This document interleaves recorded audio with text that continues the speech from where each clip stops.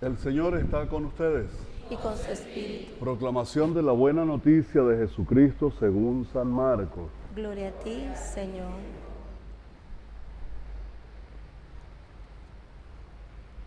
En aquel tiempo, el Espíritu impulsó a Jesús a retirarse al desierto, donde permaneció 40 días y fue tentado por Satanás. Vivió allí entre animales salvajes y los ángeles le servían. Después de que arrestaron a Juan el Bautista, Jesús se fue a Galilea para predicar el Evangelio de Dios y decía: se ha cumplido el tiempo y el reino de Dios ya está cerca. Arrepiéntanse y crean en el Evangelio. Palabra del Señor. Gloria a ti, Señor Jesús. Siéntense, por favor.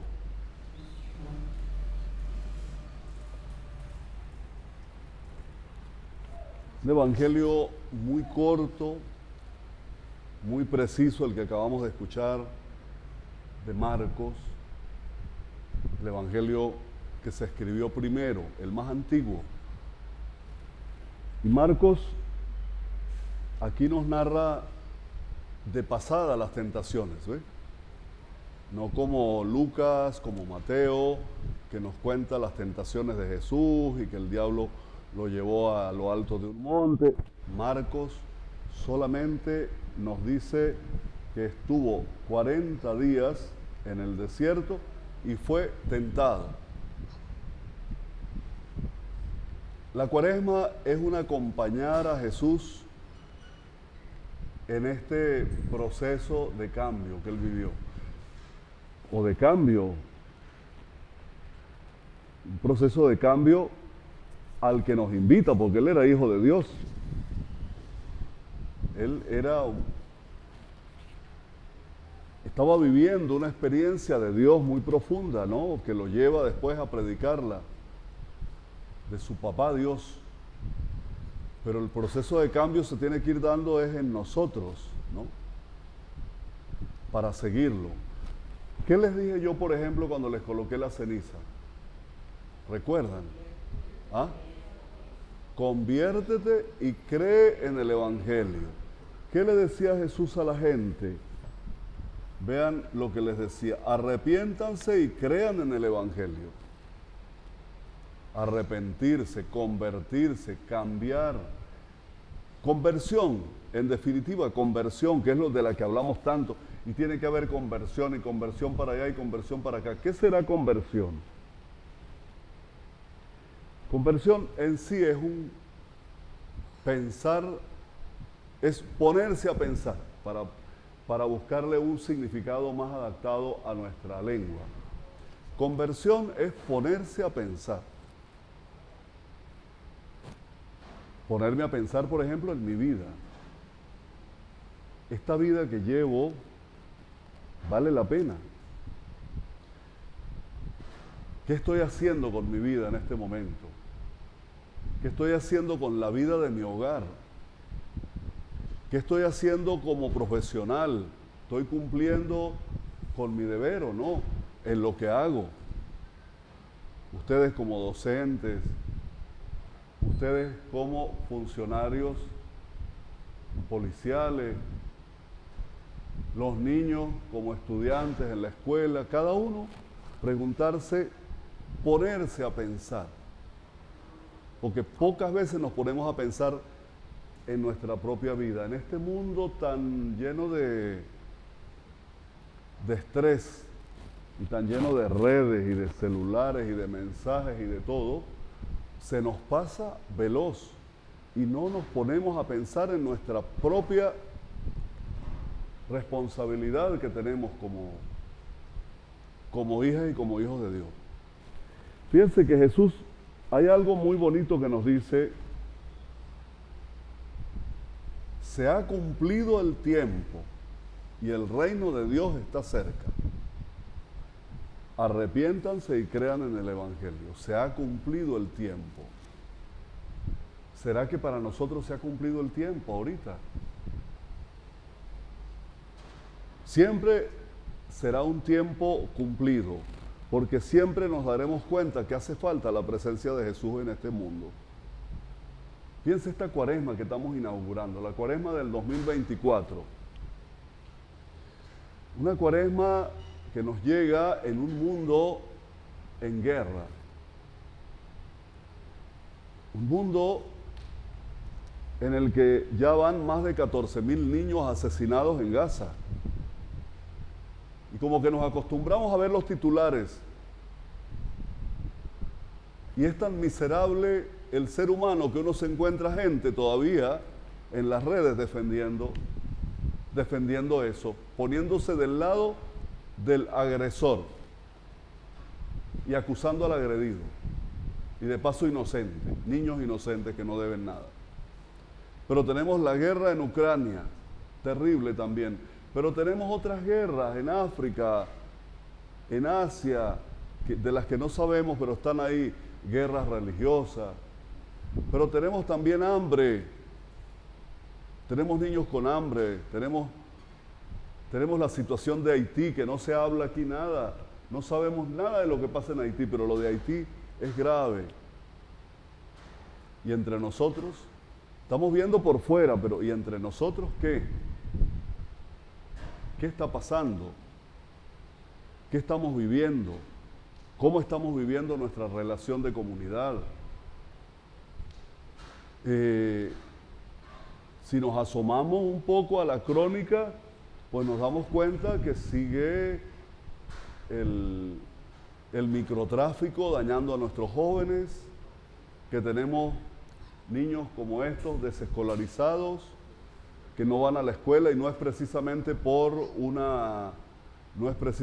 debido a que no tengan para ir a la escuela, sino porque hay familias que los descuidaron. Esta es una realidad que estaba pasando hace 15 años y hace 30 años y que sigue pasando hoy. O sea, el descuido de la familia con el hijo para que no estudie, el egoísmo, teniendo yo de sobra mientras tengo gente al lado que necesita que yo comparta el pan con ellos. Es necesario que nos preguntemos hoy por esto que nos dice Jesús. Se ha cumplido el tiempo. O sea, ¿no será que es el tiempo? Es el tiempo tuyo, Jesús, y el tiempo mío de que comencemos desde ya a pensar, oye, ¿y no puedo yo cambiar y comenzar una vida nueva? ¿No será que, bueno, me van a tratar de loco, seguramente, ¿no? Cuando me van haciendo cosas extrañas, distintas a las que hacía. Otros se alegrarán, oye, esta persona está cambiando, pero habrá otros que te dicen, estás loco, estás loca, por eso que estás haciendo. Yo quiero ponerles un ejemplo bonito que me tiene de verdad muy animado y muy contento. A nivel nacional se han comenzado a organizar grupos de jóvenes que se llaman, que he llamado Jóvenes de Opción por los Pobres. Ellos se comenzaron a organizar por estados y ya van en este momento 16 estados organizados, donde hay ya un núcleo de jóvenes. Jóvenes de Opción por los Pobres, vean que ahí no hay ningún símbolo religioso. Se necesita que sea joven y que haga una opción por los más débiles, por los más vulnerables, de su comunidad, de su barrio, de su ciudad. Jóvenes de Opción por los Pobres. Y ellos están organizándose. Y por ejemplo, ya hay experiencias bellísimas de algunos de ellos, de algunos grupos, que han comenzado, por ejemplo, con Adopta un Abuelo. Entonces cada joven ha ido adoptando una persona de la tercera edad, un mayor, una persona mayor, enfermo, solo, vulnerable, un anciano que no tiene las medicinas, que hay que subirle la bombona al tercer piso y no tiene quien le haga eso. Y así. Yo creo que es justo cerrar con la plegaria del Salmo, Descúbrenos, Señor, tus caminos. Esa sería la petición para esta cuaresma. Señor, descúbreme los caminos que tú quieres para mí. Que no sean los caminos que yo por mi capricho egoísta escoja, sino que sean tus caminos, Señor, lo que tú quieres de mí. Tú sabrás qué es lo que mejor quieres de mí. ¿Cuántas veces nosotros queremos hacer es la voluntad nuestra? Pero no es la voluntad nuestra, es la voluntad de Dios la que tenemos que hacer. O como también ustedes dicen por ahí, y uno lo escucha con mucha frecuencia, que el tiempo de Dios es perfecto. Es decir, que las cosas no llegan cuando yo quiero ni como yo quiero, sino cuando Dios quiere y como Él quiere. Somos nosotros capaces de, en esta cuaresma, ponernos en las manos de Dios y, diríamos, subirle la dosis a la oración, al tiempo de oración, de reflexión de la palabra de Dios, de cultivar lo más íntimo de mi corazón, para que allí de verdad yo pueda celebrar la Pascua y Cristo pueda resucitar en mi vida.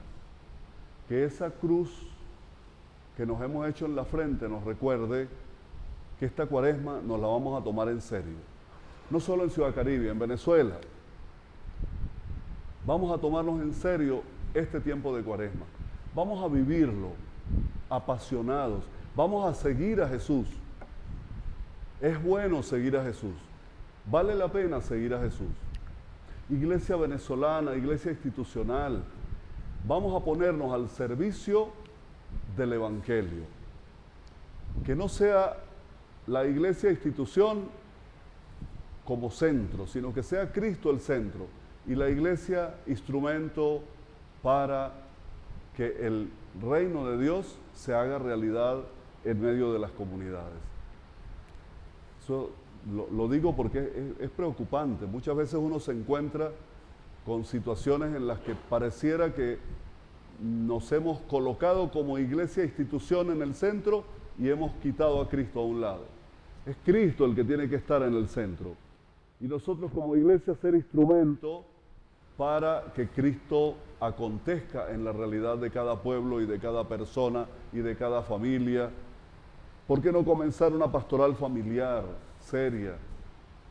¿Por qué no comenzar un trabajo en las escuelas mucho más profundo de acompañamiento a los jóvenes? Ese programa de los jóvenes de Opción por los Pobres, adopta a un abuelo, también podría ser adopta un hermanito. Los jóvenes, adopta un hermanito que te das cuenta que no está yendo a la escuela, que está saliendo mal en las clases, que tiene el hogar dividido. ¿Por qué no lo adoptas? Y comience a acompañar a ese niñito que él necesita de tu apoyo, joven. Muy bien, esto lo ponemos en las manos de Dios y que nos dé la fortaleza para poder seguir creciendo en Él. Que así sea. Amén.